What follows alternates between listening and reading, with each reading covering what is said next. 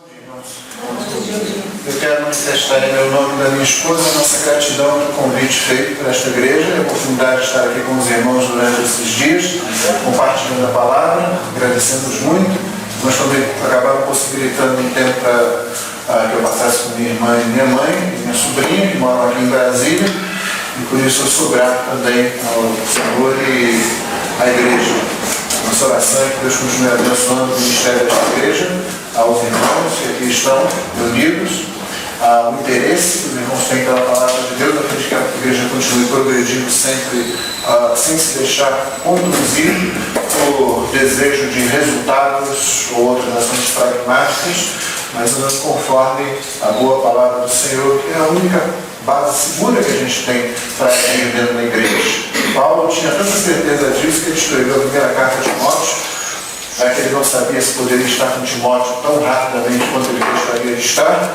Ele escreve aquela carta e diz a Timóteo: estou escrevendo essas coisas para que você saiba como agir, como proceder na igreja de Deus, na coluna e baluarte da verdade. Aqui a gente aprende que existe uma forma correta de agir na igreja. A forma da gente viver a igreja, de ser a igreja, não é deixada ao nosso bel prazer, à nossa escolha, à nossa conveniência, ao nosso entendimento. Ela vem pela Escritura, é determinada pela Escritura, e quando você faz isso, a igreja não se torna uma prisão, não se torna um ambiente doentio, não se torna uma camisa de força. Pelo contrário, a igreja se torna realmente uma comunidade terapêutica, uma comunidade libertadora, uma comunidade de crescimento, uma comunidade de alegria. A gente tenta alcançar esses objetivos fora do curso da palavra de Deus, então a gente acaba arranjando muito problema e principalmente a gente acaba sendo infiel à missão que o Senhor nos tem dado, a qual Ele nos tem chamado e para a qual Ele nos tem capacitado pela sua palavra e pelo seu Espírito Santo. Então, a nossa oração é essa por essa igreja e pedimos aos irmãos que orem também pela nossa igreja ali no Rio de Janeiro, que tem a mesma luta, que tem o mesmo programa de doutrina, de culto, de missão, e que os irmãos não se esqueçam de orar pela nossa igreja ali na Tijuca. Quando estiver no Rio de Janeiro, passando por lá, visitando, por favor, fale com a gente, de que você vai estar lá, e a gente tem prazer em receber o irmão, a irmã ali conosco, dar qualquer ajuda que for necessária. São muito bem-vindos. Na sexta-feira à noite nós começamos falando sobre a questão da cosmovisão e a intenção era fazer com que fosse realçado, reavivado a mente de cada pessoa o conceito de que a realidade não é aquilo que nós percebemos com os nossos sentidos nem com os nossos sentimentos. Essas coisas estarão envolvidas, nunca a ideia foi que você abandone essas coisas, porque senão você não consegue simplesmente interagir com coisa nenhuma.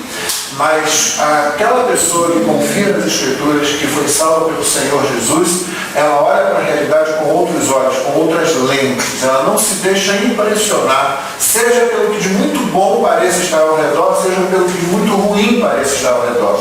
Ela não é influenciada por aquilo que traz conforto, segurança, prazer ao seu redor, nem é influenciada por aquilo que traz ameaça, dificuldades e angústia. Ela olha e procura olhar sempre a realidade através da revelação, ou seja, do que a palavra de Deus diz que é.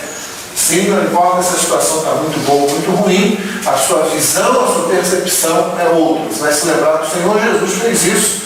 A cruz, que parece ser um grande fracasso, na verdade é uma grande vitória. E quando muitas pessoas estavam assim, parecendo muito sequiosas, muito desejosas por Ele, parecendo que criam realmente, a Bíblia faz várias anotações dizendo que Ele sabia que não podia confiar nessa situação, Ele não se deixava levar por isso. Quando alguns quiseram fazê-lo rei, Ele saiu simplesmente do meio deles, porque Ele tem um outro olhar da realidade. E é isso que a gente busca ter quando a gente quer desenvolver uma cosmovisão cristã. Ontem pela manhã falamos sobre santificação, o nome que damos à vida, para nos lembrar que todo momento que você vive com a expressão latina, né? Corium dela, ou seja, você vive diante da face de Deus. Os crentes ao longo da história, aqueles que foram informados pelas Escrituras, eles têm a noção de que tudo que eles fazem diante da face de Deus, Deus está ali olhando. É como aquilo que Paulo ensina na segunda carta aos Coríntios, aos pregadores do Evangelho. Quando você prega o Evangelho, quem está sentado no primeiro banco, na primeira fileira, na primeira cadeira, é o próprio Deus. Ele diz que é diante de Deus que nós atuamos. Deus é aquele que avalia o nosso desempenho.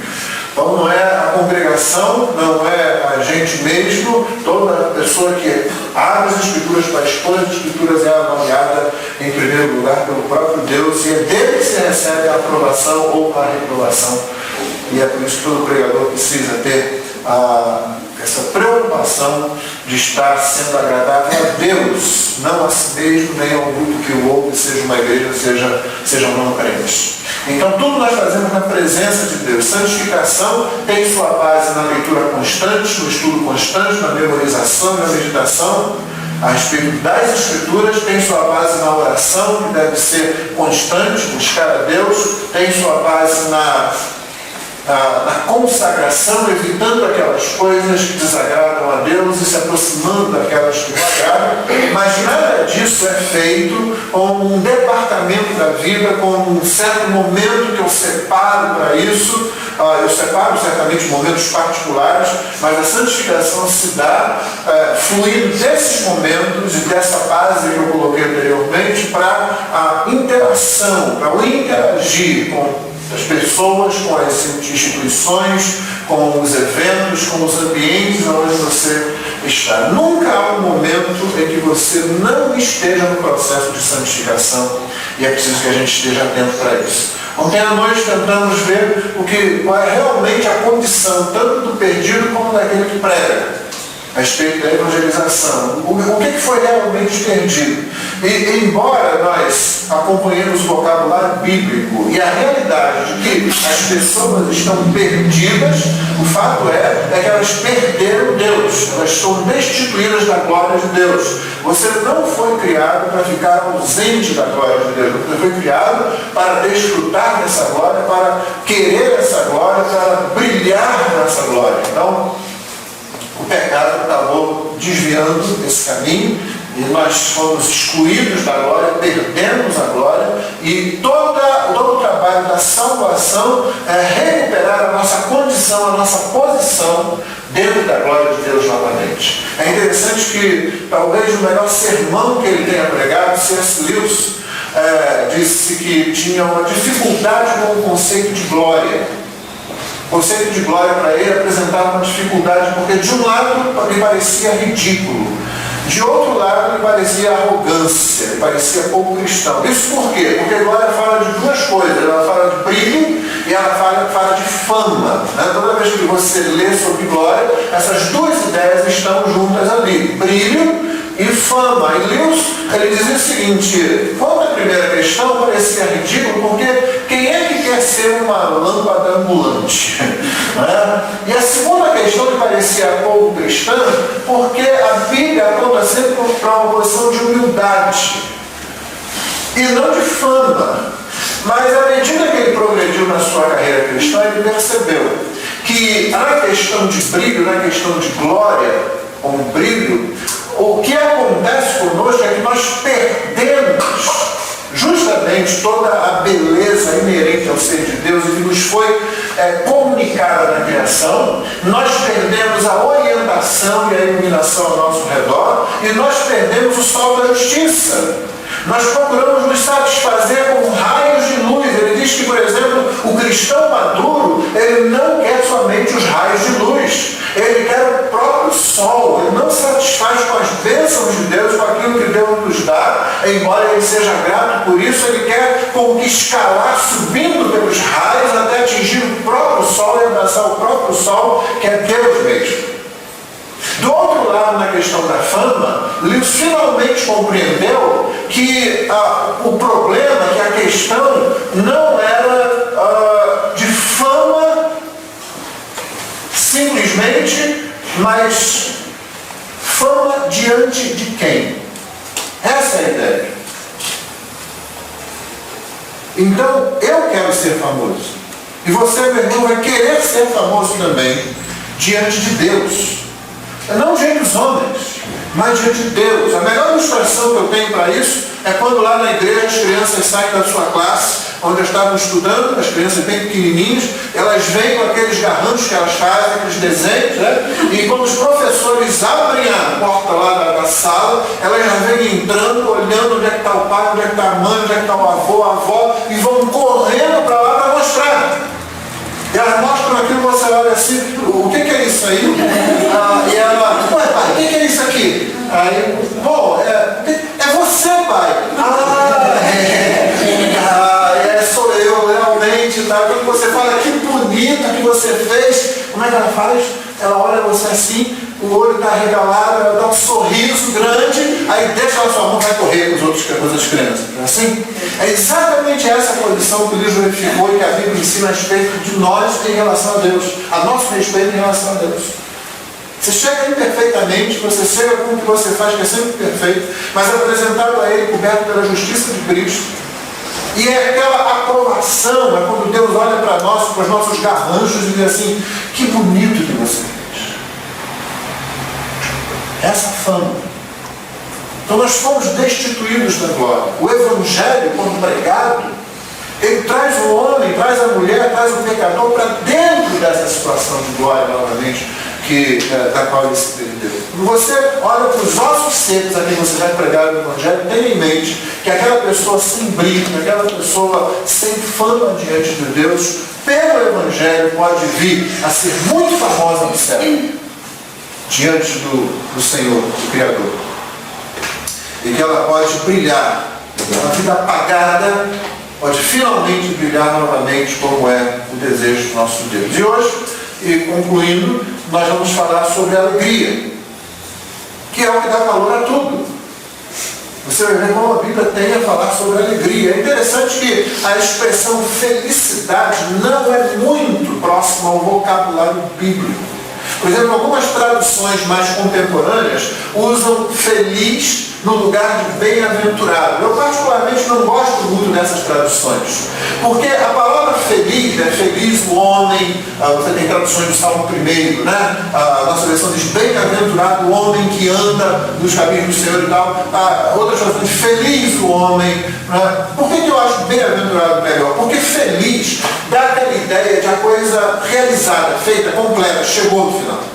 E nós não chegamos. Bem-aventurado é uma expressão que tem a ver com a condição da aventura, com a condição do progresso, da caminhada, daquilo que você faz enquanto você progride num deslocamento indo para um determinado lugar. Nós somos peregrinos, então nós estamos caminhando, nós somos bem-aventurados. A nossa aventura, ela vai progredir de forma muito boa, muito bela e muito correta. Na medida em que tememos o Senhor, na medida que Deus é o nosso, que o Senhor é o nosso Deus. Então nós somos bem-aventurados nesse sentido. E por que eu acho que isso é melhor, finalmente? Porque dá um sentido de incompletude. A nossa aventura ainda está acontecendo, ela está progredindo, ela ainda não chegou no final. O crente é alguém insatisfeito, num certo sentido.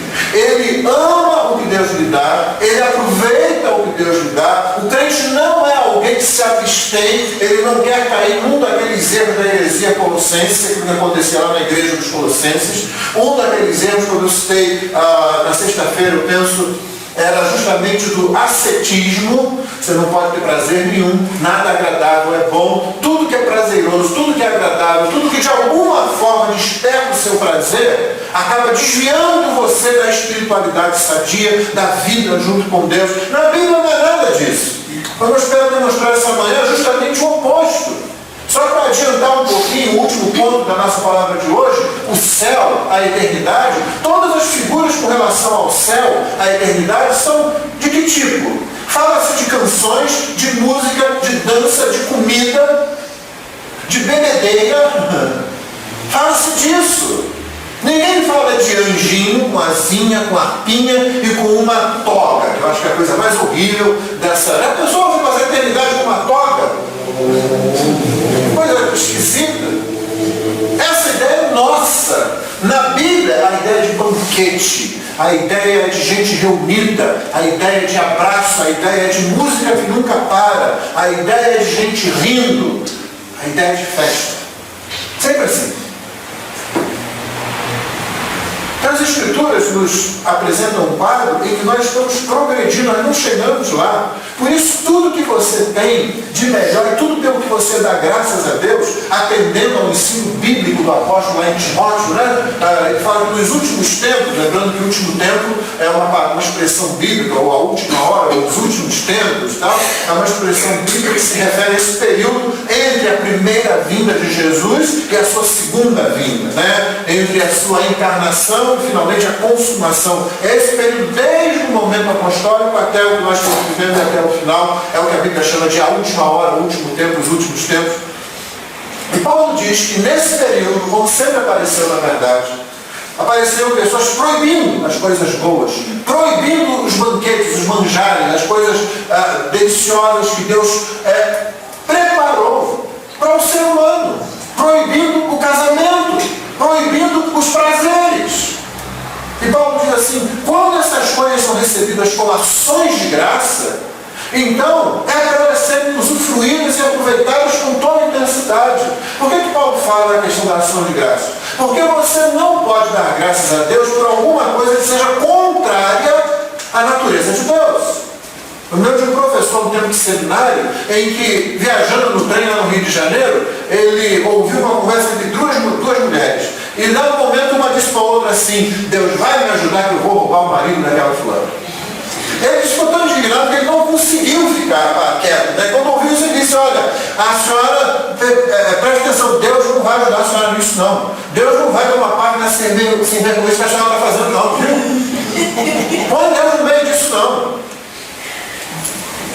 Você não pode dar graças. Quando você dá graça por alguma coisa, aquilo precisa estar alinhado com o caráter santo de Deus revelado na sua palavra. Então, quando você dá graça por alguma coisa, você já está entendendo que aquilo vem de Deus, é digno, é justo, é bom, está de acordo com a natureza dele mesmo. Você reconhece isso. Então você usufrui daquilo. Com intensidade. É isso que a Bíblia fala para a gente a respeito. Mas aqui, de forma incompleta. Tudo pode ser tirado de você de repente, menos Deus. Mais de um casal se casou e na noite de núpcias aconteceu uma tragédia. Tirado assim. Nasce um filho e daqui a pouco ele é tirado de você. Você tem controle sobre isso? Você não tem controle sobre isso. Ele está saudável, vai ao médico e volta doente. Não é assim? Tem gente que não gosta de ir ao médico por causa disso. Né? Ele estava bem, né? Foi ao médico, pronto. Agora eu estou doente. Não é aqui? Porque as coisas aqui, debaixo dessa realidade, deste lado da glorificação, antes da glorificação, elas não são nossas no sentido absoluto, exceto Deus. Mesmo assim, porque Ele sustenta esse relacionamento. As outras coisas todas as boas coisas que temos, se você se apega a elas, se você faz delas a base para a sua alegria, então você corre o risco de estar sempre se frustrando, se decepcionando. Se a base da sua alegria é o próprio Deus que dá essas coisas, então enquanto você as tem, você é grato a Deus. Quando elas são tiradas de você, você é grato a Deus porque você as teve e porque Ele continua controlando a sua vida. É assim com a saúde, é assim com os relacionamentos, é assim com o casamento, é assim com a paternidade, é assim com os bens que você tem. Enquanto você mira em Deus, enquanto você foca em Deus e é grato a Ele, reconhecendo que as coisas que você tem são dadas por Ele, você não se apega a elas, você não se torna idólatra, você as utiliza de forma correta. Você não se assenhoreia delas como se elas fossem suas, como alguns homens fazem com relação às suas esposas e algumas esposas com relação aos seus maridos, como certos pais e mães fazem com relação aos seus filhos, a ponto de interferir na vida um do outro de forma incorreta, de forma imprópria. Somos gratos a Deus. Recebemos dele e falamos como Jó. O Senhor deu, o Senhor tirou, bendito seja o nome do Senhor. O que Jó estava falando ali não é uma expressão de resignação, é a vida realmente, né, não dá para fazer nada. Você nunca sabe o que vem depois, então, olha, não, assim, o meu Senhor, o meu Redentor, ele diz isso mais à frente no seu livro, né? Eu sei que o meu Redentor vive, que por fim se levantará sobre a terra. O meu Redentor sabe o que vem depois. Ele tem perfeitamente todas as coisas no seu controle. Então ele me dá certas coisas agora, eu usufruo delas aqui. Se ele as tira, ele sabe o que está fazendo, embora eu não saiba. Esse é o quadro geral. Mas, quando nós olhamos para João capítulo 4, nós vemos algumas situações aqui em que a alegria está envolvida. Primeiro, a própria alegria do Senhor, que é traduzida na expressão do versículo 32, que você já leu comigo essa semana. Uma comida tenho para comer que vós não conheceis. A gente costuma dizer, às vezes aqui no Brasil, o seguinte: a hora da comida é sagrada. Né? Não é a hora que você... Eu fico muito preocupado, vou num restaurante no centro da cidade, na hora do almoço, e está lá um grupo de pessoas numa mesa falando sobre trabalho. Eles saíram do escritório, estão ali agora conversando sobre trabalho. Olha assim, gente, esse pessoal não tem mais nada para falar da vida, ele não tem mais nada para pensar.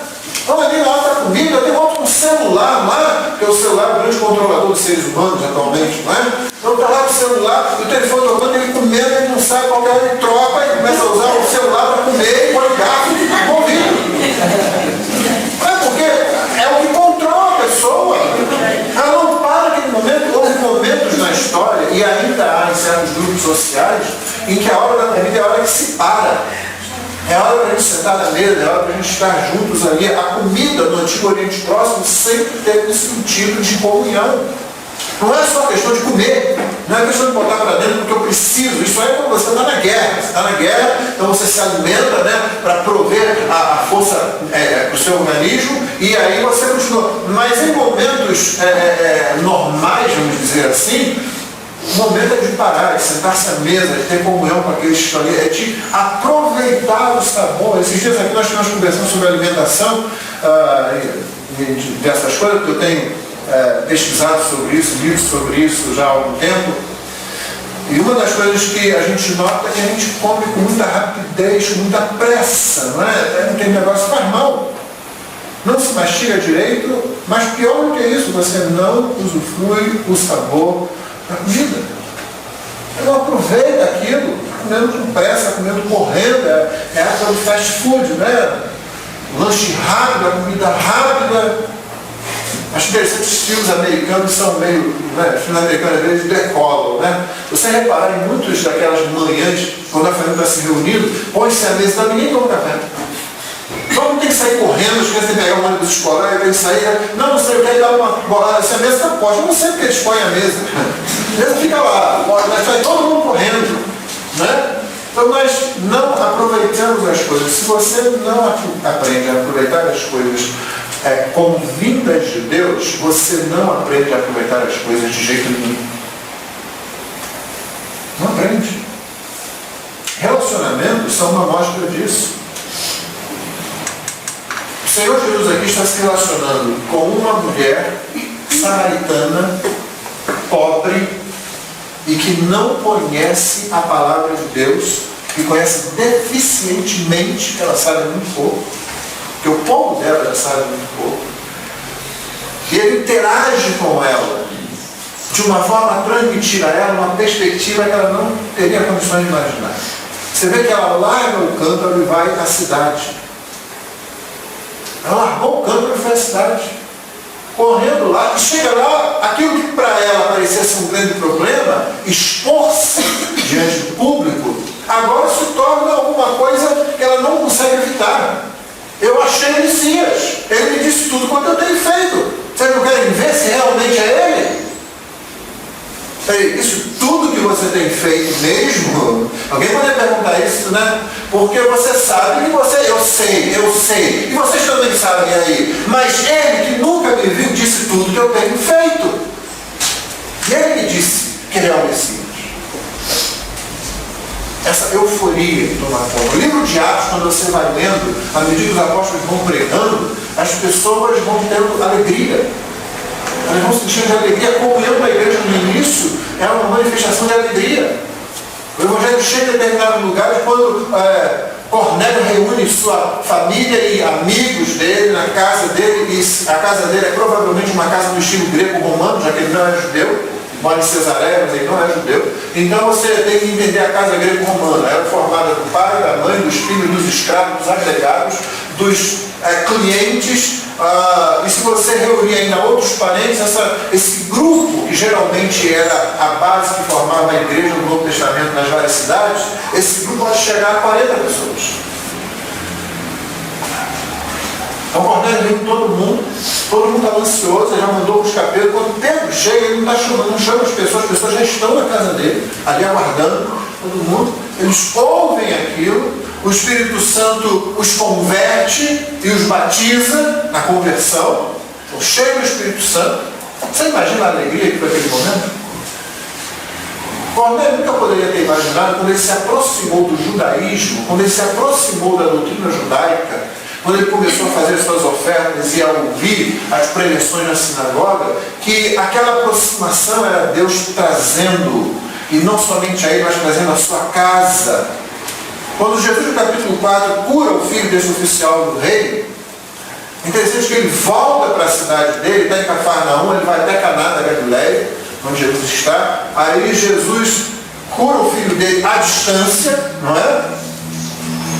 E aí ele volta e ele investiga. Quando foi? Ontem, a hora 7ª. Mas justamente na hora que ele falou, meu filho foi curado, toda a casa dele, o texto termina dizendo, creu e toda a sua casa. Você imagina a alegria? Porque é isso que a mulher causa. Inclusive quando as situações não são situações de conforto. Tem Paulo e Silas em Filipos, costas noiadas, presos no tronco, humilhados publicamente, e eles davam volta para a meia-noite cantando. Não sei que outros presos estavam achando disso, mas se você está numa prisão romana, onde a sua situação como preso influencia na vida do soldado que é responsável por você, para você ver que a coisa é séria, eu acho que eu ouvi algum hino de louvor a um Deus, a uma divindade que parece dar esperança a homens que estão naquela mesma situação deles, deve ser alguma coisa reconfortante. Então, quando o Senhor vem, o terremoto abala as estruturas, as celas são abertas, não é que termina a coisa que poderia terminar em tragédia. O carcereiro tenta se suicidar. Não, calma, não precisa disso, está todo mundo aqui. Como é que termina? Termina uma noite na casa do carcereiro, sendo tratadas as feridas, compartilhando ainda mais o Evangelho, aquela família se aproximando, sendo trazida à fé, e não há por que não crer que alguns daqueles presos, pelo menos, também tenham sido trazidos à fé naquela circunstância. Então, de um jeito ou de outro, na alegria ou na angústia, a alegria por si só, a alegria que vem, que flui de Deus, ela é permanente. Então o Senhor Jesus diz, uma comida tem para comer que vós não conheceis. Comida. Aquilo que significava o banquete de comunhão. Jesus está no primeiro século, no Antigo Oriente Próximo, então tem essa ideia. Né? No entanto, ele está dizendo, eu deixo isso de lado, porque fazer a vontade do meu Pai, realizar a sua obra, é como comida para mim. Isso me dá prazer e isso me nutre, isso me fortalece. Essa é a ideia. Então ele interagiu com aquela mulher, agora interage com os discípulos, dando atenção aos discípulos. Ele estava cansado, na verdade o texto diz que ele estava exausto. Ele continua fazendo o trabalho com alegria, parece que ele não pode evitar. É mais ou menos como alguns irmãos nas nossas igrejas, né? Porque eu sei que isso tem em toda igreja, aqui no Rio de Janeiro, né? É aquele irmão que parece que não pode evitar, quando a mesa é posta, né? Na igreja um pessoal que falava assim, resolutos avançai, logo após a oração de agradecimento pelo alimento, né? Resolutos avançai, tal, já na mesa. Então é interessante, quando eu noto alguns adolescentes muito afoitos, eu coloco eles na fila. Na fila. Primeiro são sempre as mulheres que servem, depois sempre os homens, né? E tal. E no final, os adolescentes. Os adolescentes, eu usava o vocabulario que estamos usando aí hoje, né? Os adolescentes. Né? Então, vai lá. De vez em quando a gente faz isso. E nós gostamos disso. Ainda mais na comunhão, o Senhor Jesus trocava isso por fazer a vontade do Pai. Existia verdadeira alegria em fazer o trabalho. E o trabalho é penoso, no sentido de que exige certos sacrifícios. Eu conheço um diácono muito sábio, muito idoso, ele dizia assim, tem crente que vem à igreja porque não sabe ir a outro lugar. E está no domingo na igreja, porque se acostumou. Foi acostumado, então ele vem para cá, caso no automático, ele não sabe por que vem para cá. Você pergunta, por que você está aqui e não está, no caso do Rio de Janeiro, não está numa praia? Por que não está num clube agora, numa ilha ensolarada? Por que não está lá? Ele vai ter que pensar para dizer. Só que não sabe realmente por que está fazendo aquilo. Né? Essa pessoa dificilmente tem alegria na reunião. Não, se você vem à reunião, ao culto, ao ajuntamento dos santos e não tem alegria disso, é hora de se aproximar de Deus, é hora de confessar pecado, abandonar pecado, é hora de procurar o auxílio pastoral se for necessário, é hora de começar a compreender qual foi a bênção que Deus deu na cruz do Calvário, na salvação, o perdão dos pecados, quando nós não merecíamos, não podíamos e não queríamos a salvação. O Senhor venceu todas essas barreiras, resgatou do reino das trevas, do reino do Filho do seu amor, como diz Paulo aos Colossenses, né? Perdoou os nossos pecados, nos justificou. Você não pode mudar isso. Se você foi justificado por Deus em Cristo Jesus, não tem como alterar essa posição. Você nunca vai estar menos justificado. Mesmo no dia que você comete o pior pecado da sua vida, você não vai estar menos justificado. Aí o Senhor que justificou vai vir, vai disciplinar você como um pai disciplina o seu filho. Você vai sofrer a tristeza do pecado cometido e vai passar pelo processo de restauração que envolve o perdão dos pecados, o abandono do pecado e a recuperação. Então você se integra novamente, mas você nunca está menos justificado do que esteve no início. Da mesma forma, Deus nunca amou você menos, porque o amor dele é imutável, não se altera com relação a gente. Então quando você começa a meditar no Evangelho, a meditar nessas coisas, a sua alma começa a ser nutrida e você começa a experimentar a verdadeira alegria.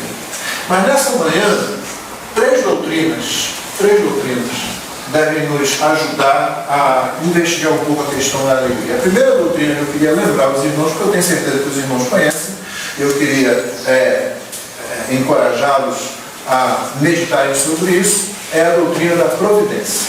A segunda doutrina será a doutrina do contentamento, uma doutrina que muitas vezes é esquecida, e a terceira doutrina é a doutrina dos novos céus e nova terra. Então, no primeiro momento, você tem a doutrina da providência, a doutrina que diz, que ensina para a gente que Deus é Senhor e governador de todo o seu universo. E não há nenhuma parte do universo a respeito da qual Deus não tenha controle. Ele tem controle, sabe, sobre cada partícula de pó que você puder imaginar, ou aquelas menores partículas que os físicos gostam de vez em quando de descobrir por aí e dar nomes, né? Deus conhece todas elas, Deus domina sobre todas elas, sobre até aquelas que eles ainda não descobriram, Deus domina sobre elas. Assim como sobre os maiores sistemas complexos que podem existir, Deus domina sobre todos eles. Deus não tem problema nenhum no controle da sua criação. Não ficou parte nenhuma sem o seu controle. Eu me lembro, quando eu era adolescente, apareceu alguém lá com uma questão assim, quando a gente surge desse ponto na igreja, né? Um outro colega, um outro amigo, chega lá, pai, uma pergunta assim, o cara estava perguntando, Deus é capaz de criar uma pedra tão grande que ele não possa sempre levantar? E no primeiro momento a gente, uau, né? Deus, e parece, né, que tem alguma lógica, não é um sofisma só, não tem lógica nenhuma nisso. O que na verdade você está fazendo é reduzindo Deus à condição do ser humano e aplicando a Deus atributos humanos. Deus controla e tem poder sobre tudo que ele faz. Absolutamente. E é interessante por causa disso, Deus não pode certas coisas. Né? A Bíblia ensina que Deus não pode fazer certas coisas. Porque para nós, não poder geralmente significa deficiência. Geralmente significa incapacidade. Para Deus, quando isso é aplicado a Ele, é por isso que você não pode, aquela questão que o colega trouxe lá estava equivocada, você não pode aplicar a Deus, usando o mesmo vocabulário, porque às vezes é necessário usar o mesmo vocabulário, expressões como você aplica aos seres humanos, porque nós estamos falando de um ser de outra natureza completamente diferente. Então, para Deus, não poder significa perfeição. Por exemplo, Deus não pode ser injusto. Não tem como Deus ser injusto. Ele é incapaz de injustiça. Deus é incapaz de mentir. E o profeta já lembra a gente, Deus não é homem para que minta. Então, quando alguém falar assim, Deus pode todas as coisas, a resposta óbvia é que, claro que pode, né? Mas se você quiser criar um impacto, você fala assim, depende. Deus pode, não, tem coisa que Deus não pode fazer. Como assim tem coisa que Deus não? Tem coisa que Deus não pode fazer. Deus não pode ser cruel, Deus não pode ser injusto, Deus não pode mentir. Deus não pode fazer nada disso, porque Ele é Deus, Ele é perfeito. Eu posso fazer várias dessas coisas, porque eu sou imperfeito, um ser humano imperfeito. Deus não faz isso, Deus não pode fazer isso. Ele deixaria de ser Deus, Ele é perfeito. A gente tem dificuldade. Não, mas dá para Ele fazer e eu perguntando continuar, não dá. Você não entendeu a filosofia do negócio. Ele é Deus, Ele é perfeito em todos os seus atributos. Não lhe falta nada. Nada é necessário. Ele não precisa de mim, de você. Ele é completo, Ele é feliz em si mesmo. Naquela dança da Trindade que eu fiz referência, não é o Pai, Filho e Espírito, numa dança de amor por toda a eternidade. Quando Ele cria e compartilha a sua glória, isso é por amor, é por bondade. Amém. Então, a doutrina da providência diz que Deus governa todas as coisas. Quando você aceita essa doutrina, quando você crê nessa doutrina, então você já passa a olhar a realidade de outra forma. É por isso que Jó consegue, em toda aquela situação, ter a atitude que teve. E achei interessante alguém escrevendo, eu não sei se foi o Exaltino que a gente falou aqui, não sei se foi um texto dele que eu li, mas alguém escrevendo que quando finalmente, depois de ter perdido tudo, perdido família e bens, e aí finalmente ele perde a saúde, né?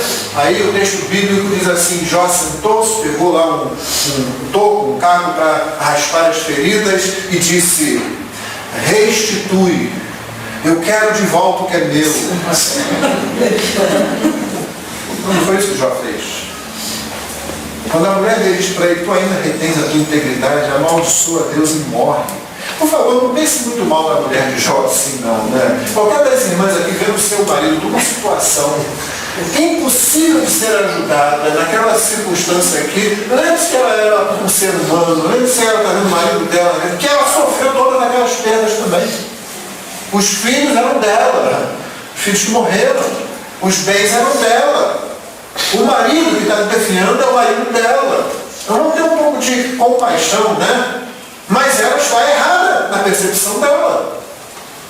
Faz parte da nossa deficiência pecaminosa, né? Nessas situações a gente fala coisas assim que estão completamente equivocadas. Amaldiçoa a Deus e morre, acaba com isso.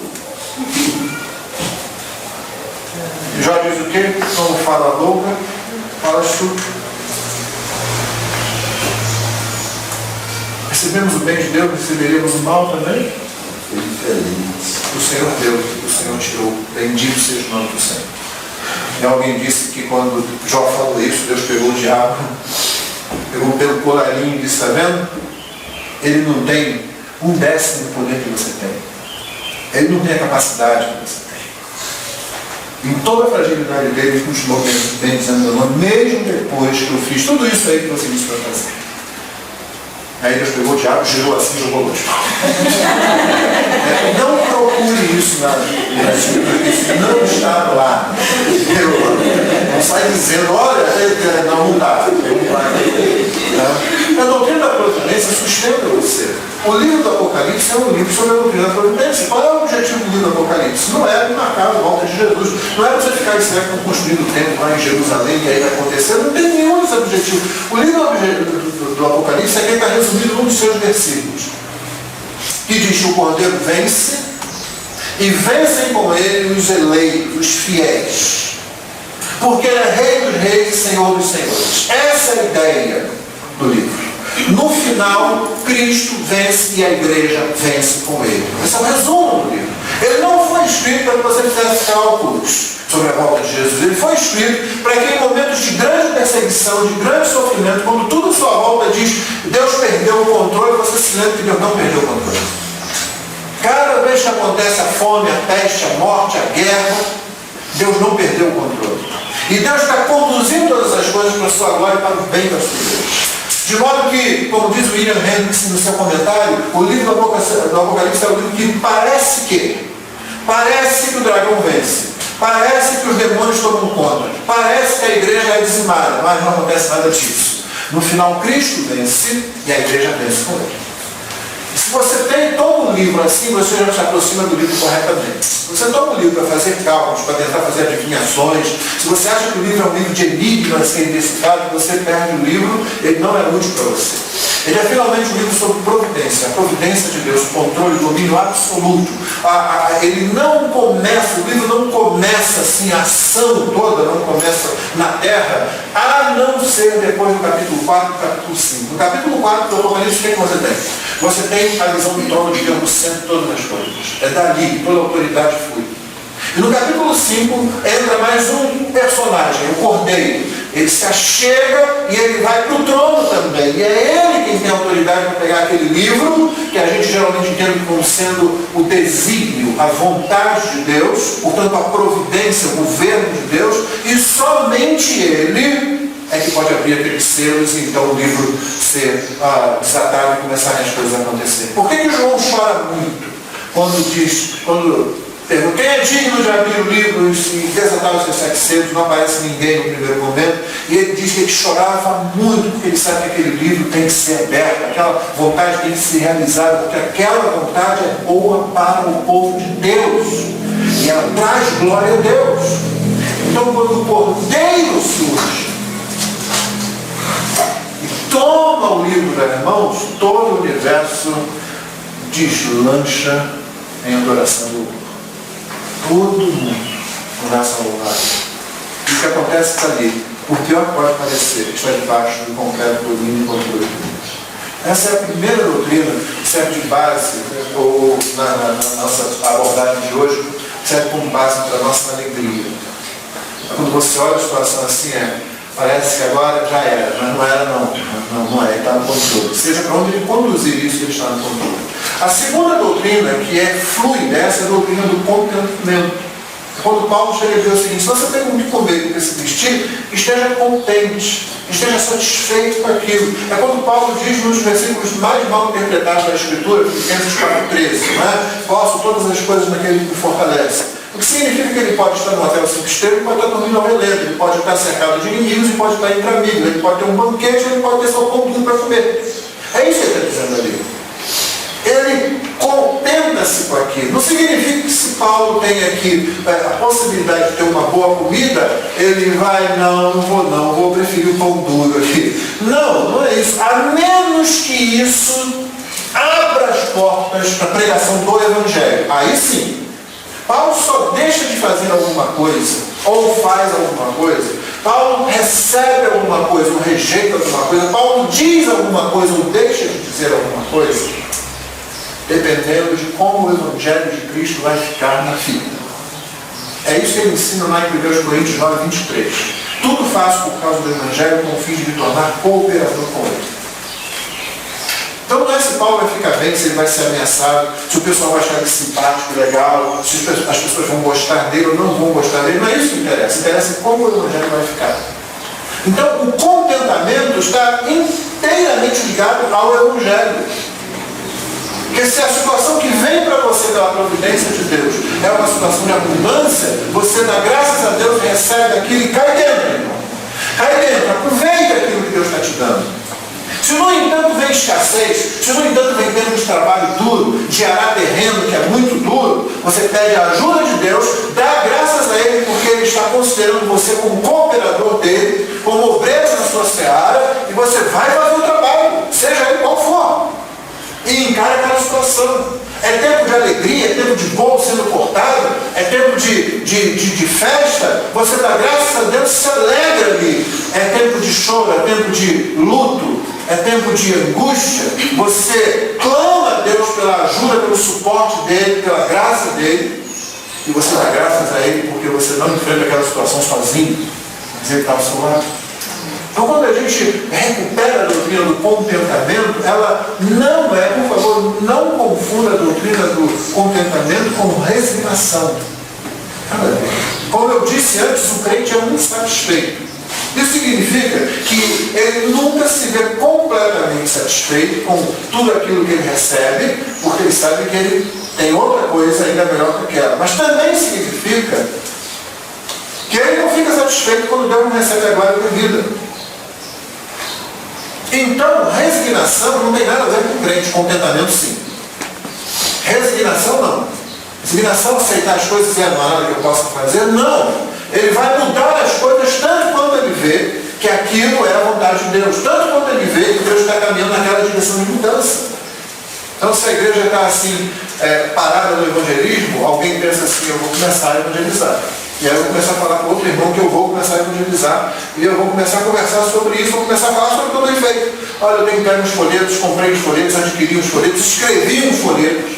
E agora eu passo, quando eu venho para cá, eu passo uma pessoa ali, eu ofereço um folheto para ela. Eu estou fazendo isso. Outros irmãos começam a se despertar para aquilo. É aquela insatisfação. Contentamento não tem a ver, então, com resignação. Contentamento é o Senhor trouxe esse tempo. Nós estamos trabalhando, nós estamos pregando, nós estamos orando e o Senhor não deu crescimento. Por quê? O Senhor sabe, eu não sei por quê.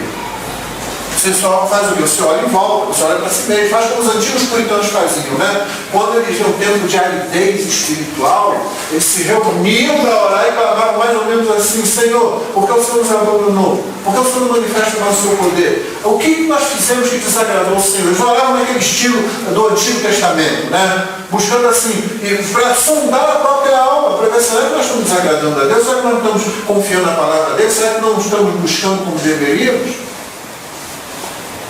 Então, contentamento sim, resignação não. A gente não é um sujeito que paralisou e que não tem mais jeito. Não, ele é um sujeito que entende que a vida dele está sob o controle de Deus, que é Deus que faz todas as coisas e que ele tem que reagir a isso de forma responsável, não de forma rebelde. Então ele faz tudo o que ele tem que fazer, tudo que é da sua responsabilidade de fazer, mas ele entende que aquilo veio sobre ele do Senhor. Jó é um exemplo disso, Davi, que eu já citei aqui, é um exemplo disso, né? Quando ele foge de Absalão, você pode até questionar se ele está tomando a melhor atitude naquele momento. Alguns vão dizer que não, outros vão dizer que sim, que foi uma estratégia correta que ele usou. Mas quando pessoas surgem para empregar contra Davi, para amaldiçoar Davi, para ameaçar Davi, ele recebe aquilo como se ele estivesse dizendo o seguinte: o Senhor trouxe isso para me humilhar. Então a melhor coisa que eu faço agora é me humilhar. Vamos compreender então a diferença entre essa atitude de pura resignação, desistência. Eu estou desistindo, não, o crente não desiste não, mas ele se humilha diante daquilo que Deus traz para ele, quando aquilo é um momento de aridez, é um momento de dor, é um momento de angústia, ele sofre aquilo. Ele vai lembrar, por exemplo, que pela sua justiça santa, Deus poderia simplesmente nos entregar todos ao destino eterno sob o seu juízo. Deus não faz isso. Deus nos salva, Deus perdoa os nossos pecados e faz isso à custa da vida do seu próprio filho. A doutrina do contentamento precisa ser recuperada. Finalmente, a doutrina dos novos céus e nova terra. Né? Essa doutrina é tão rica, e eu lamento que a gente pregue tão pouco sobre o céu, que o céu é uma das coisas que a gente menos entende.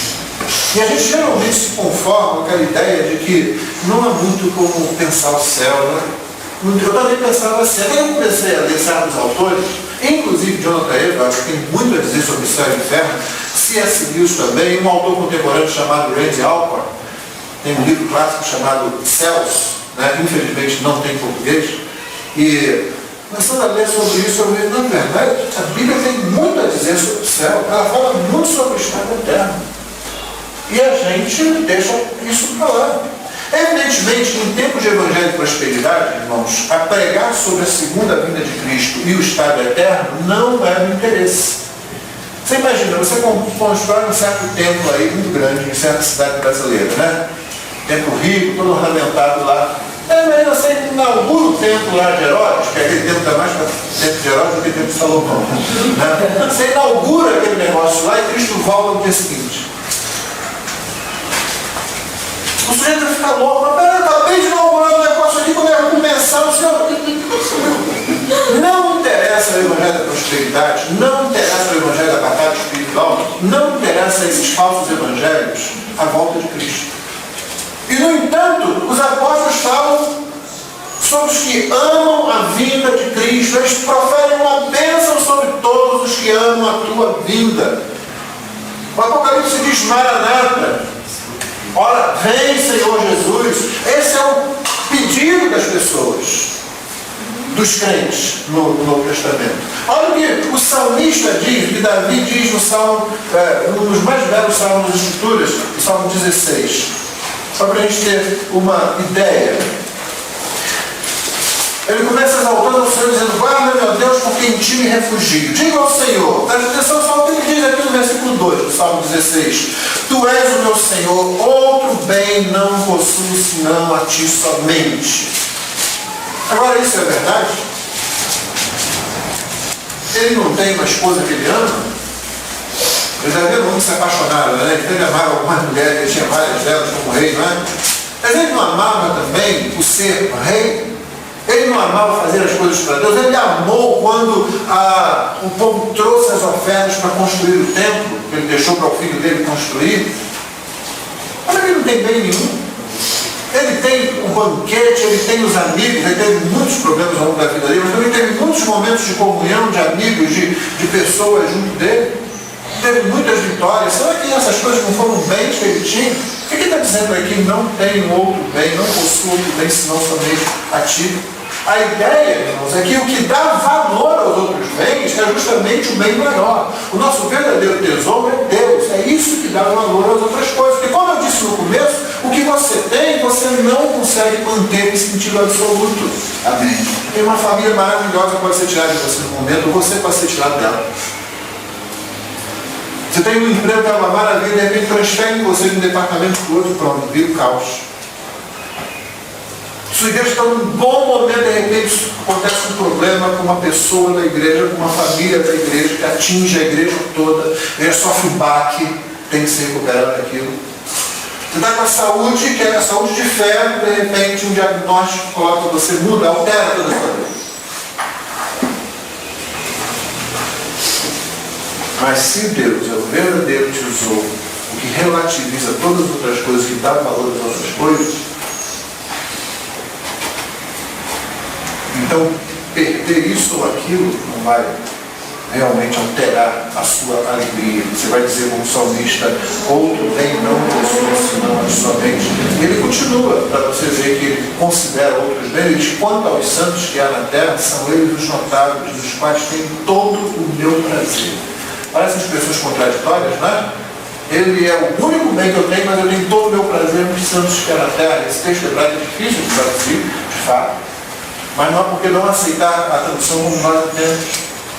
E é simplesmente um complemento do verso 2, uma continuação do verso 2. Deus relativiza todas as coisas, por causa disso aqueles que buscam a Deus, os santos, eles me são prazerosos. Ele continua no versículo 5.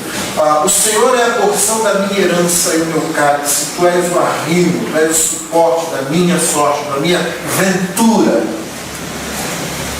Caem nas divisas em lugares amenos, é muito linda a minha herança. Se você olhar a vida de Davi, todos os enfrentamentos que ele teve, você só vai entender que ele está falando isso com sinceridade, porque ele considera que Deus é o que ele não pode perder. Ele sempre demonstrou isso na sua vida, não é? A oração do Salmo 51 tem em vista o que aconteceu com Saul. Davi havia matado Urias, havia adulterado com a esposa dele, havia passado por todo aquele processo. Quando ele finalmente se arrepende daquilo, mediante a confrontação do profeta Natan, a preocupação dele é: não retires de mim o teu Santo Espírito. E aí o pessoal quer fazer um estudo de pneumatologia ali, um estudo da doutrina do Espírito Santo. Deus tira o Espírito. Sabe, Davi não tem nenhuma dessas, ele não está pensando nisso. Se você falasse com ele, ele você está louco, eu estou preocupado. É que Deus se retire de mim como se retirou Saul. É essa a minha preocupação. Isso não pode acontecer. Que ele faça comigo o que ele quiser, mas que ele não me abandone como fez com Saul. Porque Saul correu atrás de Deus e Deus se omitiu, Deus se escondeu, Deus se ausentou, Deus rejeitou Saul. Não respondia por visão, por sonho, por profeta, por profecia, pelo urim, pelo tumim. Saul acabando indo na ladeira abaixo que ele estava indo, ele foi consultar uma médium. Davi sabia que Deus é o único suporte, o único bem, o único tesouro que tem. Você pode perder o resto todo. Tira a minha saúde, tira o meu trabalho, tira a minha família, tira o que você tiver, mas não tire Deus. Porque todas essas coisas, ou a alegria que elas produzem, ou tudo que elas me dão, eu continuarei tendo, ou eu terei depois, ou eu recuperarei em Deus. Mas se você tirar Deus, não existe mais nada. É por isso que Davi se arrepende. Saul nunca se arrependeu. Deus nunca foi significativo para Saul. Verso 7. Bendiga o Senhor que me aconselha, pois até a noite o meu coração me ensina. É aquela coisa, eu estou na presença dele o tempo todo, né? Dormindo, ali no meu leito, lá o Senhor, tenho sempre a minha presença, estando ele à minha direita, não serei abalado. Okay? Eu não quero saber quem é o inimigo que está à minha frente, eu quero saber quem está do meu lado. Se Deus está do meu lado, então isso é suficiente para mim. Né? E para a gente não demorar muito aqui, o último versículo é aquele bem conhecido, né? Tu me farás ver os caminhos da vida, na tua presença há plenitude de alegria, na tua destra delícias perpetuamente. Não dá para comparar com seja o que for que você experimente de bom nesta realidade. Um outro texto que nos ajuda a olhar para isso é, obviamente, 1 Coríntios 15, onde o apóstolo Paulo usa expressões bastante intensas para falar sobre a ressurreição. Então, no capítulo 15, versículo 30, por exemplo, pelo versículo 29, ele faz aquela menção ao batismo dos mortos. Aí o pessoal se desespera com isso. Batizar dos mortos, não sei o quê. Quando Paulo, tudo que ele está fazendo é como ele faz em toda a carta aos Coríntios, na verdade. Então ele não está fazendo nada novo aqui. Tudo que ele está fazendo é mostrando a incoerência de certas atitudes dos coríntios nas próprias afirmações e atitudes que eles tomavam. E como eles conseguiam ser tão imaturos que eles eram incoerentes com as coisas que eles pensavam e faziam.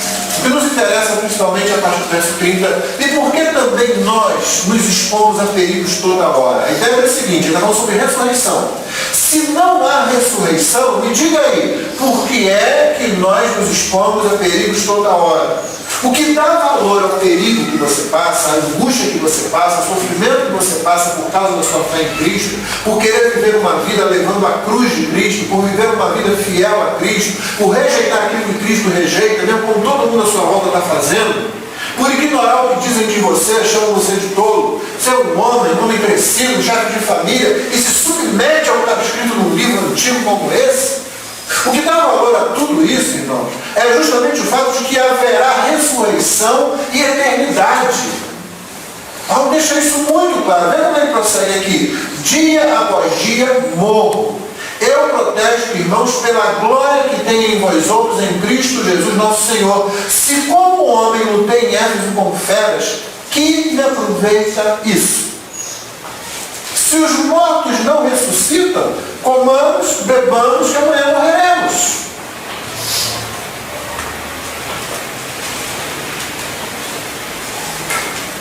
Não tem sentido. Se não há ressurreição, se não há estado eterno, se não há bem-aventurança eterna, um estado de plena felicidade no final, isso aqui é loucura. No mesmo capítulo, Paulo vai dizer que se confiamos em Cristo apenas para essa vida, somos os mais miseráveis dos homens. Eu me lembro quando eu era adolescente na igreja, parecendo aqueles caras muito velhos, né? Que falam, se era criança mais barbacena, essa coisa assim. Então, quando eu era adolescente, um amigo chegou e contou lá que ele deu em algum lugar um testemunho de um pastor. Um daqueles debates, né? Aquelas histórias que nunca são verdadeiras, ou se são, não são bem assim, mas enfim. A história dizia que um ateu, professor de universidade, que é sempre a coisa colocada assim, né? Professor de universidade, muito doutorado e tal, mas ateu chegou para um pastor humilde, não sei porque não pode ser o contrário, né? Senão não causa impacto, né? Então chegou lá e disse assim, escuta, você está aí já com a sua idade, você como aproveitou a vida? Você viu a vida toda como crente agora? Viu a sua vida de adulto como pastor? Se chegar no final e não tiver céu, não tiver inferno, foi tudo uma mentira, você se enganou. Aí o pastor responderia para ele assim, olha, se chegar no final e não tiver nada, eu vivi uma vida que foi uma vida agradável, eu vivi com a minha esposa, fui fiel a ela, preguei o evangelho, cuidei de pessoas e agora eu morro e pronto, tranquilo. E aí vem aquilo que era para fazer a ilustração poder ser muito boa, né? A intenção, e você poder usar como se ela fosse uma fórmula mágica para converter ateus. Ele vira para o pastor, ele vira para o ateu e pergunta: mas e se você estiver errado quando chegar? E tiver sábio? Aí o ateu não tem que responder. De fato, o questionamento do pastor está correto, né? Você pode levar um ateu a pensar isso, né? Mas não está certa a resposta dele, mediante isso que Paulo fala aqui em 1 Coríntios 15. Porque se você vive a vida cristã, com todo o peso que ela exige, com a cruz que você tem que carregar, e no final não tem nada, Paulo não diz que valeu a pena, ele diz: somos os mais miseráveis dos homens. O que faz isso valer a pena, o que dá valor, que a razão que Paulo está disposto a expor a sua própria vida, porque no ministério mais longo que ele teve, foi o ministério na Ásia, em Éfeso, na província da Ásia, em Éfeso, onde hoje é Turquia, ele diz: eu lutei contra a fé, ele diz: valeu a pena fazer isso só porque há a ressurreição dos mortos. Porque se não houvesse a ressurreição dos mortos e eu não fosse viver a eternidade com o bem supremo que é o Senhor Jesus Cristo, então isso aqui não é nada. Vamos comer, vamos beber, vamos viver a vida, porque é isso aqui só que tem. Isso tem sentido, irmão, porque existe céu. A gente usa a expressão céu de uma forma vaga, de uma forma geral. Na verdade, nós estamos referindo aos novos céus e nova terra, né? É esta realidade aqui, só que transformada pela vinda de Cristo, purificada do pecado, onde nós vamos habitar esta terra e os céus de uma forma que você não consegue pensar em detalhes em toda a sua plenitude, porque o pecado não está presente. Começa por aí. Mas você pode imaginar várias coisas a partir do relato bíblico da criação, do que era antes do pecado, e de todas as figuras que existem nas Escrituras. Imagine que agora o seu paladar está tão aprimorado que você vai sentir gostos. Você nunca imaginou. Imagine que a sua visão vai perceber cores e matizes que você simplesmente não consegue ver. Imagine que seu pensamento vai se desenvolver a um ponto em que você, o melhor gênio que já existiu, não chegou nem perto. Imagine que você pudesse rever a sua vida. Não é reviver a sua vida, não. Porque você não tem conhecimento do que Deus faz com você agora plenamente. Tem? Deus nos dá livramentos que você nem imagina. Deus impede que certas coisas aconteçam, que nós façamos certas coisas agora, você não tem nem ideia. Agora imagine que no estado eterno, quando vai ter muito tempo para isso, você conseguisse rever a sua vida e você repassasse esses momentos, não revivendo isso, mas como se você estivesse revivendo isso aqui agora, como olhando. Só que agora você vê o que Deus está fazendo através daquilo que você faz, daquilo que você ouve. Isso traria o quê? Mais glória a Deus. Bem mais glória a Deus. Eu não penso, não há nada na Bíblia que diz que a gente imediatamente, quando você for passar pela glorificação ou pela ressurreição, você vai ser onisciente, você vai saber tudo. Tem um versículo na Bíblia que diz isso. O texto lá de 1 Coríntios 13 que diz que a gente vai conhecer como agora a gente vai conhecer, ele não diz que a gente vai conhecer tudo, e muito menos ele não diz que a gente vai conhecer tudo assim, nesse tempo. Mas, irmão, quem gostaria disso no fim das contas? Que coisa sem graça, né? Todos nós sabemos aqui, nessa realidade, onde o pecado habita, que o aprendizado, o crescimento, a descoberta. Meu conselho casais que vão se casar, né, casais jovens, noivos, vão se casar, eu vou ter um tempo para conversar com eles sobre a primeira noite, porque eu vi muitos rapazes na minha idade enfrentaram um problema que eu não enfrentei, eu recebi uma boa orientação nesse sentido e tomei uma decisão.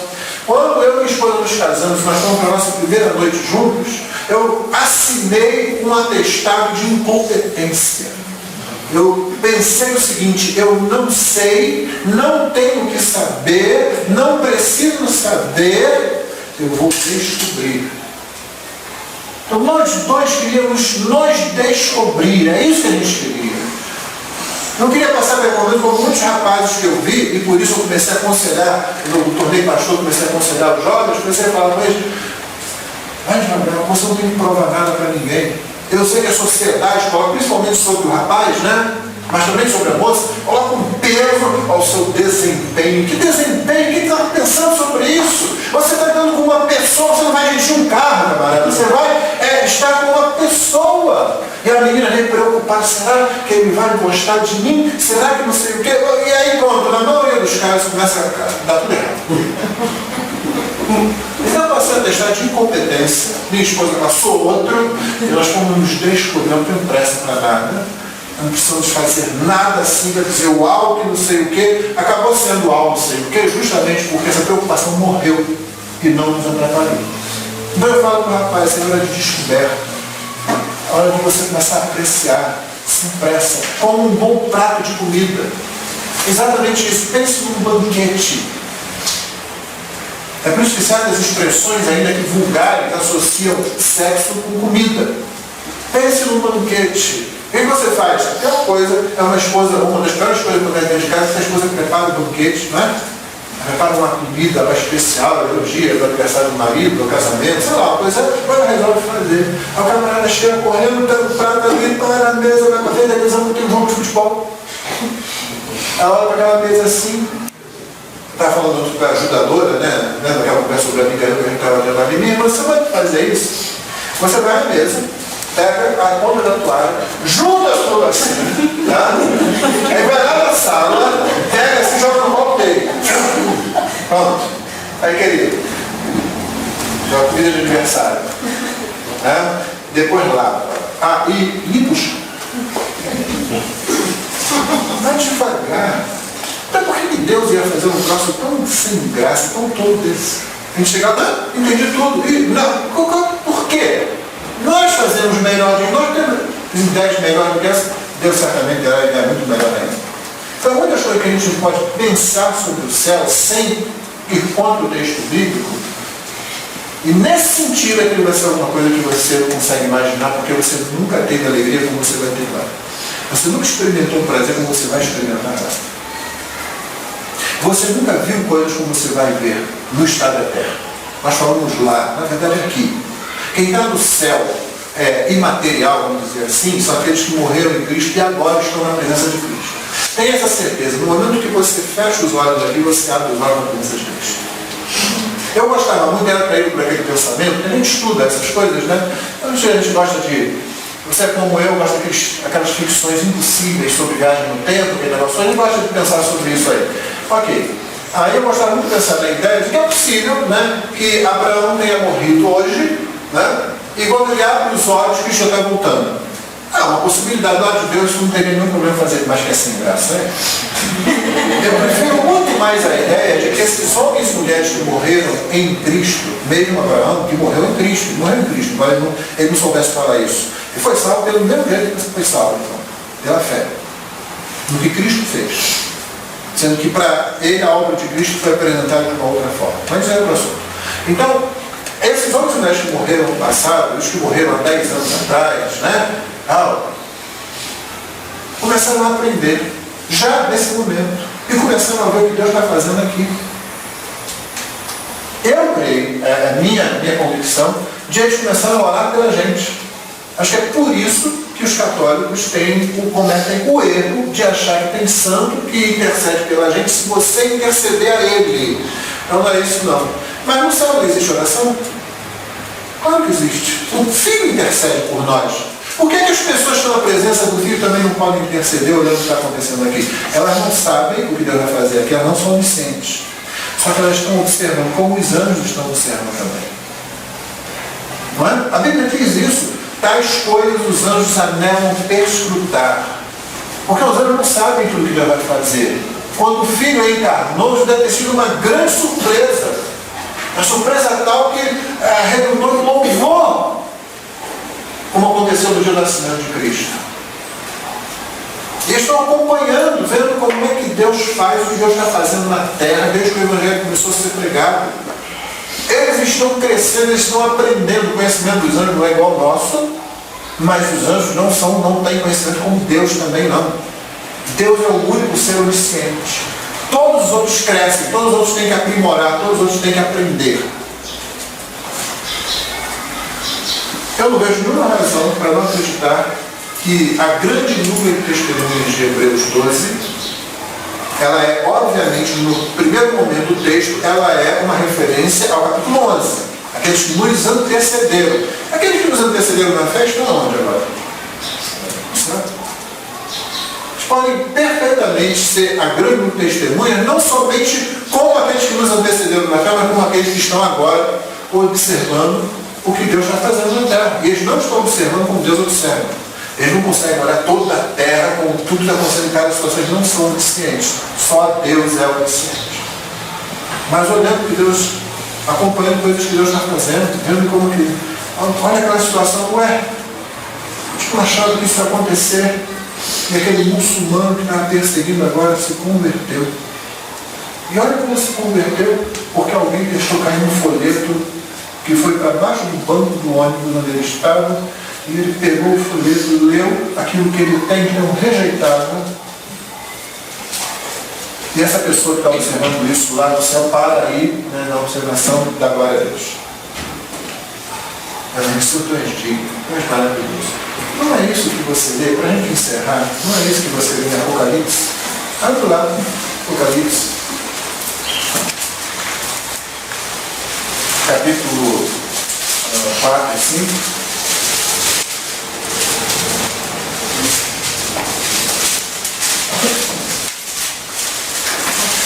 Vamos só observar os cânticos que estão escritos aqui dos capítulos 4 e 5 para você ver se não é exatamente isso que eu estou mencionando que está acontecendo no versículo 8, fala sobre aqueles 4 querubins. Aqui a gente lê os 4 seres viventes, né?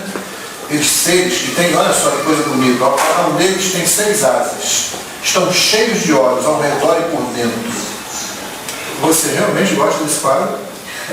Eu não gosto, é assustador. Se um troço desse aparece no meu quarto de noite, eu vou colocar na cama.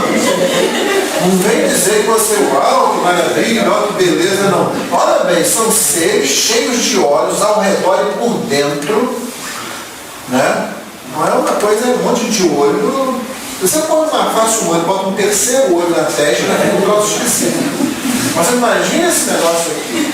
Isso aqui é para causar a impressão que nos causa na leitura bíblica. Os símbolos também de seres que são tão magníficos e poderosos que diante desses seres que não são Deus, você já cai amedrontado. Isso acontecia muito no Antigo Testamento, né? E logo também, quando aparecia um anjo, o sujeito já caía por terra.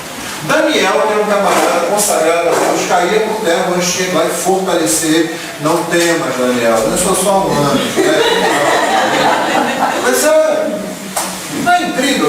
Eu lembro de John MacArthur, a primeira vez que eu vi John MacArthur foi em 95, numa conferência da FIAL, e ele falou sobre um amigo dele que estava lá com o sujeito, lá almoçando, o sujeito dizendo que toda manhã Jesus aparecia para ele quando ele se bateava e ficava conversando. E o MacArthur disse para ele assim: você está me dizendo que Jesus aparece para você toda manhã para conversar com você e você continua se bateando?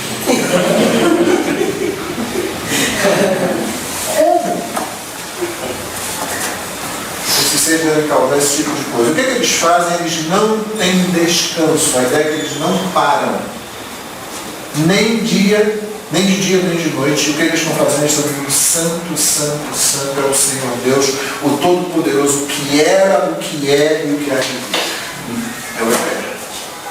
Mas não para por aí não. O louvor vai crescendo. Quando chega no versículo 10, você tem os 24 anciãos, que aqui eu vejo como símbolo do povo de Deus, tanto da igreja da antiga aliança, né, 12 tribos de Israel, como a igreja da nova aliança, 12 apóstolos de Cristo. Então você tem 24 anciãos simbolizando a totalidade do povo de Deus. Aí, e eles depositam as suas coroas diante do trono, proclamando: tu és digno, Senhor Deus nosso, de receber a glória, a honra e o poder, porque todas as coisas tu criaste, sim, por causa da tua vontade vieram a existir e foram criadas. A ideia aqui é de que Deus, por ser o Criador, já é digno de toda reverência.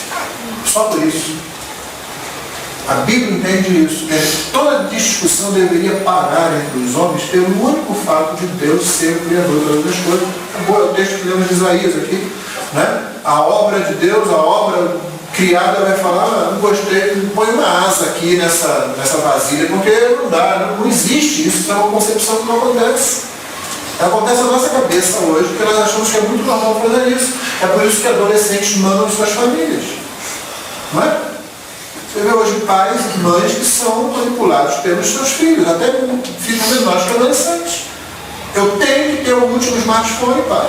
Eu tenho que ter. Se falasse isso para minha mãe, naquela época não tinha smartphone, não fosse o que fosse. Eu ia ter um tabef e ia colocar quietinho no meu canto para fazer o que eu tenho que fazer e não ficar pensando em bobagem. Hoje não. O adolescente tem o quarto dele, com o computador dele, com a internet dele, ele se fecha lá dentro e aí muitas vezes se torna vítima. Porque o adolescente ele acha que ele sabe tudo, né? Ele sabe tudo. Exatamente como o pecador. Ele acha que ele pode. Não, Deus eu não tenho tudo. Então ele se torna vítima de hipnose ali. Mas peraí. Quem deu aquele quarto para ele? Quem pôs o computador lá? Quem fez a ligação de internet para ele? Ele não tem dinheiro. Com raríssimas exceções, ele não tem dinheiro para comprar aquelas coisas. Mas de repente o papai e a mamãe, muito bobos, muito tolos e muito pecaminosos, fazem isso, entregam o filho para aquilo. E o filho ainda vai dizer, você está invadindo o meu espaço, como se existisse isso. É assim que o pecador faz com Deus. Deus é o Criador. Acabou a discussão. Ele poderia ter feito do jeito que ele quisesse. Ele fez o que ele quis. Só que como ele é bom e é justo, então nós vivemos nessa realidade aqui que nós atrapalhamos, nós perturbamos, mas que ainda assim, com a presença do pecado, por causa da incidência da redenção, da graça de Deus, ainda ela nos dá muitos prazeres e muitas alegrias. Imagine então no céu. Para terminar, capítulo 5, olha como esse crescer vai acontecendo. Isso não é justamente isso que eu penso que os crentes que nos antecedem, que já estão na presença de Cristo, esperando a ressurreição final, isso não é o que eles estão fazendo. Muito melhor do que num momento que o outro eles adquiriram a licença sobre todas as coisas. Então, aprendendo, à medida que as coisas vão acontecendo, eles vão glorificando cada vez mais a Deus. Quando você chega lá, você começa o mesmo processo de aprender, de ver coisas que você não tinha visto, de descobrindo a glória de Deus de uma forma que você nunca iria imaginar antes. Então, veio pois, versículo 7, veio pois, tomou o livro da mão direita daquele que estava sentado no trono, verso 8, e quando tomou o livro, os 4 seres viventes, os 24 anciãos prostraram-se diante do Cordeiro, tendo cada um deles uma harpa e taças de ouro cheias de incenso, que são as orações dos santos. Isso era a presença de Deus, não é certo?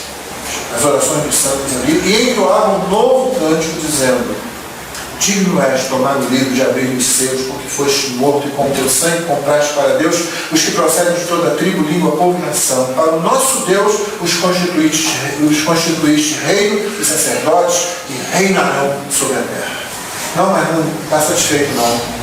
À medida que eles vão vendo o quanto aquilo é significativo, o louvor só pode incrementar. Vi e ouvi uma voz de muitos anjos ao redor do trono, dos seres viventes e dos anciãos, cujo número era de milhões, milhões e milhares de milhares, proclamando em grande voz: digno é o Cordeiro que foi morto de receber o poder, e riqueza, sabedoria, e força, e honra, e glória, e louvor. O negócio incrementa ainda mais, então ouvi que toda criatura que há no céu, sobre a terra, debaixo da terra e sobre o mar, e tudo que neles há, estava dizendo: aquele que está sentado no trono, e ao Cordeiro seja o louvor, a honra, a glória e o domínio pelos séculos dos séculos. Traz mais glória a Deus esse processo de aprendizado que começa aqui e termina lá. C.S. Lewis tem uma expressão interessante. Ele diz que a porta do inferno vai ser fechada pelo lado de dentro. Você consegue imaginar isso? Porque, meu irmão, o que eu e você estamos fazendo na nossa jornada aqui é nos tornando aos poucos cidadãos dos céus. Você pegar um pecador, pegar esse pecador e colocar ele no céu, aquele céu é um inferno para ele. É por isso que cada um de nós, quando chegar à eternidade e olhar para cá, eu quando cheguei para a igreja no início da minha adolescência, e havia lá um ensino, que eu não sei que base tem, porque não tem nenhuma na verdade na Bíblia, dizendo assim que no céu a gente não ia se lembrar das coisas que aconteceram aqui e nem de quem está lá no inferno, porque senão haveria tristeza no céu e o céu será lugar de alegria e tal. Isso é aquele negócio que você transporta para o céu essa realidade daqui. Você quer enfiar essa realidade daqui no estado eterno. Não, você não vai ter amnésia, não. É o contrário, você vai se recordar, e agora talvez se recordar vendo as coisas com maior clareza, vivenciando aquilo, por assim dizer, o que trará mais glórias a Deus. Você vai se lembrar, sim, você vai se lembrar dos seus pecados, inclusive, e vai ver como a graça foi muito mais abundante do que agora você pode perceber. E quando você pensar naqueles que se perdem, você não vai ficar assim, ó, meu pai, minha mãe, meu vizinho, meu amigo, tá? Você vai glorificar a justiça de Deus. Aquele cântico que nossas igrejas costumam cantar, grandes são as tuas obras, Senhor Deus Todo-Poderoso, justos e verdadeiros são os teus caminhos, é um cântico do Apocalipse também, no contexto de que Deus está trazendo sua ira sobre os ímpios. Então observe bem uma coisa, agora, se eu me sentisse desse jeito com que se perde, seria um ato de crueldade, de falta de compreensão do Evangelho. Mas na realidade eterna, quando eu pensar na justiça de Deus sobre os ímpios, eu vou dizer, bendito seja o Senhor, grandes são as tuas obras, justos e verdadeiros são os teus caminhos. Não vai haver de tristeza nenhuma, vai haver profunda, plena e crescente alegria.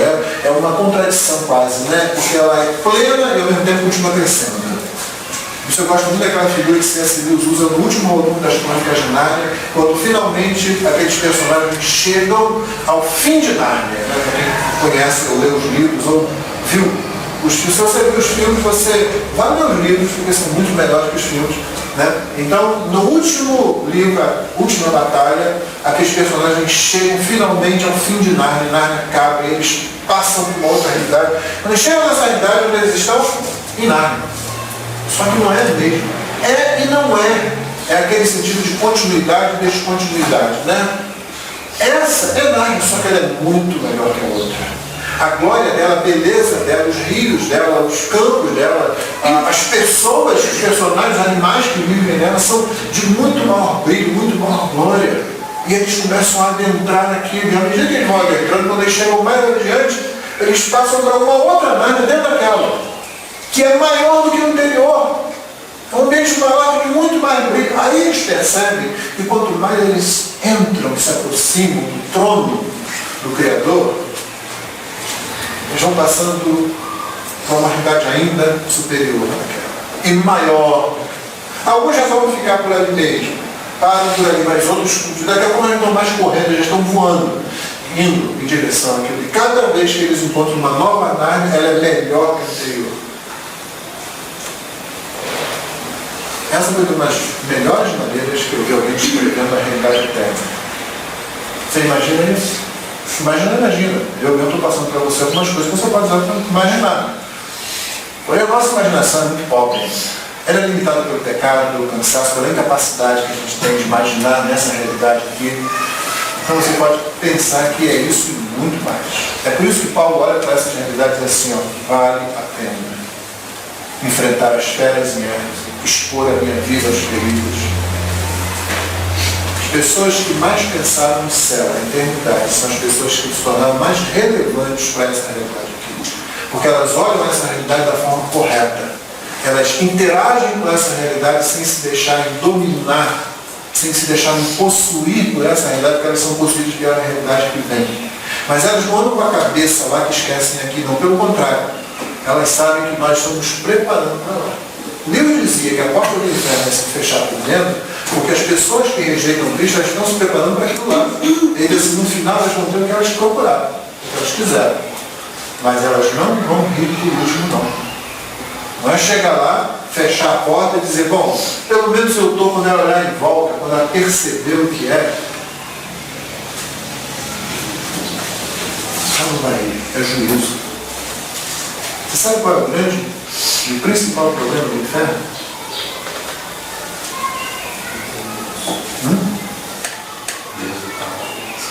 Não como? Pode dizer, irmão. Não tem graça, não tem Deus. Não tem graça, mas tem Deus. Esse é o problema. É que Deus Deus está lá. A gente tem justamente essa tendência, eu pensando assim, né? Deus não está no inferno, não está, esse aqui é o problema. Não, o problema é que Deus está no inferno. Fazer juízo. Só em juízo, só em justiça. Nenhuma misericórdia, nenhuma graça. Você consegue imaginar esse quadro? Para pensar sobre isso é terrível, não é? É o único lugar onde a oração nenhuma será atendida. Mas o oposto disso é que Deus está no céu. É que Cristo está no céu. Toda graça, plenitude de graça, da presença dele. Quando Paulo pensava sobre isso, Paulo tinha exatamente o mesmo pensamento de Moisés.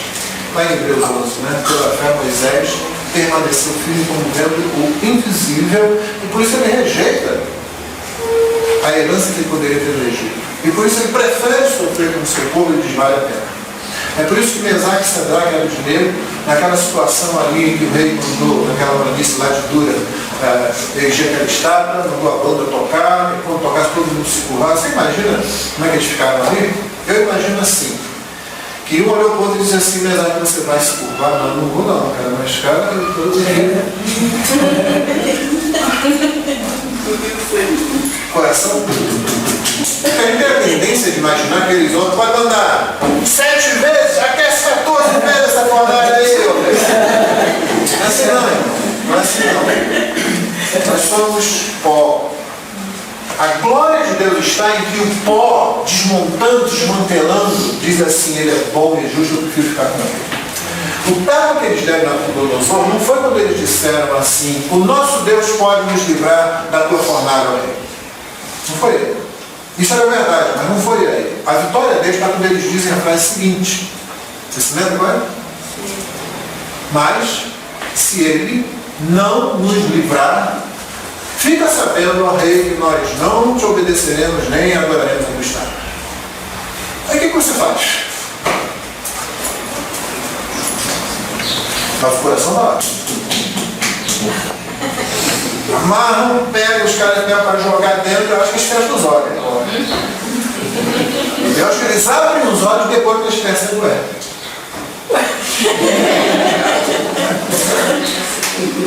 A gente gosta de espiritualizar tanta coisa que a gente tira a carne e osso da situação, a gente tira sentimentos humanos, né?